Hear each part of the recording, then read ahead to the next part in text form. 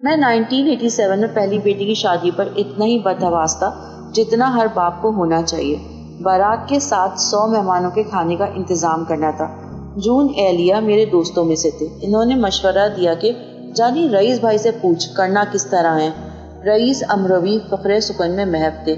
سر اٹھا کے بولے، پگڑی والا سب کر دے گا، لالو کھیت سپر مارکیٹ کے پیچھے ملے گا۔ اور پھر بحر خیال میں غوطہ زن ہو گئے۔ کراچی شہر کے مشہور علاقے لیاقت آباد المعروف لالو کھیت کی سپر مارکیٹ پہنچا تو پگڑی والا ڈھونڈا جا سکے۔ بڑی حیرانگی ہوئی جب پوچھنے پر راہ چلتے پہلے ہی شخص نے ان تک پہنچا دیا۔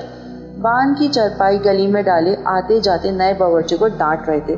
اوپر لٹھے کی واسکوٹ، نیچے 4 خانے کی لنگی، 70 کے پیٹے میٹے، بھاری بدن، سر سید خان والی داڑھی اور گونجتی بھاری آواز۔ وہیں چارپائی پر ٹک کے میں نے عرض مداح کی۔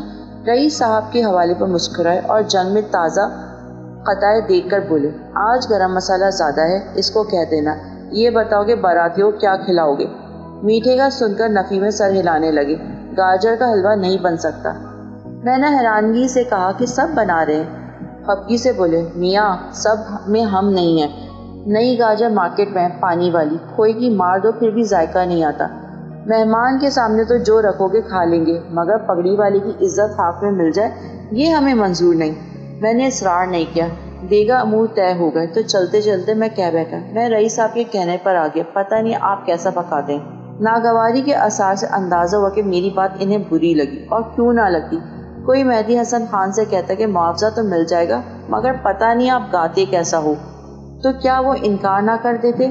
مگر پگڑی والے نے رئیس صاحب کے حوالے کا لحاظ کیا۔ تقریب سے 2-3 دن قبل رات 12 بجے کال بیل پر نکل کے دیکھا تو پگڑی والا خوان پوش سے ڈھکا تھال لیے موجود تھے۔ کسی تقریب سے لوٹے تھے۔ بولے، لو میاں دیکھو ہم کیسا پکاتے ہیں۔ تھال دیا اور صدوقی میں بیٹھ کر یہ جا وہ جا۔ یہ کہنا سچ ہے کہ کھانا ان کی فنکاری کی صنعت تھا۔ بارات سے 1 دن قبل مجھے طلب کیا اور بولے، میاں بنرے کی دیکھ کا کیا ہوگا؟ میں سٹ پٹایا، پوچھا وہ کیا ہوتی ہے؟ وہ ہنسے اور بولے، میاں دلہن کے ساتھ بھی تو کھانا جائے گا، خیر کر لیں گے ہم۔ تقریب میں اپنے ساتھ خوبصورت گوٹے کے کام والے پاؤں پوچھوں سے ڈھکی 2 چھوٹی ڈیگیں الگ لائے۔ خود سنہرے ترے والی پگڑی اور شیروانی میں عصا تھامے کرسی پر بیٹھے شاگردوں کو ڈانٹ ڈپٹ کر رہے، مگر ساتھ انہوں نے میرے بیٹوں کو بھی نہیں بخشا۔ جہاں کسی کو فارغ دکھتے ڈانٹ لگاتے، میاں مہمان ہو، آپ کی بہن کی بارات ہے، میزبان ہو تم، خیال رکھو مہمانوں کا، کسی میز پر کچھ کم تو نہیں۔ رخصتی کے بعد دیکھا تو وہ غائب، معلوم ہوا چلے گئے۔ کیسے چلے گئے؟ پیسے لیے بغیر؟ مگر وہ واقعی اسباب سمیٹ جا چکے تھے۔ اگلے دن ولیمہ تھا، پھر چوتھے دن دیگر مصروفیات، 5ویں دن فرصت ملی تو میں ان کے گھر یوں اسی طرح گلی میں چارپائی ڈالے بیٹھے ملے۔ میں نے گلہ کیا کہ سارا کام آپ نے بہت اچھا کیا، خرابی آخر میں کی کہ پیسے لیے بغیر چلے آئے۔ وہ مسکرائے اور بولے، میاں لڑکی والوں سے پیسے آج تک نہیں مانگے ہم نے، اللہ جانے ان پر کیسا وقت ہو۔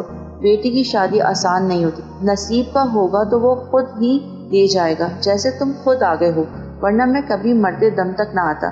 میں دم بخود پگڑی والے باورچی کو دیکھتا رہا، جس کا طرح دستار، اس کی ناقابل یقین وفاداری، فراخ دلی اور توکل، اللہ نے میری نظر میں اس کو ماؤنٹ ایوریسٹ سے بھی اونچا کر دیا تھا۔ یہ 20,000 روپے کی رقم تھی۔ آج سے 30 سال پہلے کی 20,000 آج کے کم سے کم بھی 2.5 لاکھ روپے تھے، جو انہوں نے 2 روپے کی طرح چھوڑ دیے تھے۔ نصیب میں ہوں گے تو مل جائیں گے۔ ان کے مرنے تک ایسا ہی رہا کہ ہم فون کرتے تھے اور وہ تقریب کا انتظام ایسے سنبھال لیتے تھے جیسے میزبان ہم نہیں وہ ہیں۔ اللہ رب العزت انہیں قبر میں کشادگی اور عالم برزخ میں ان کی روح کو بہترین درجات عطا فرمائے، آمین ثم آمین۔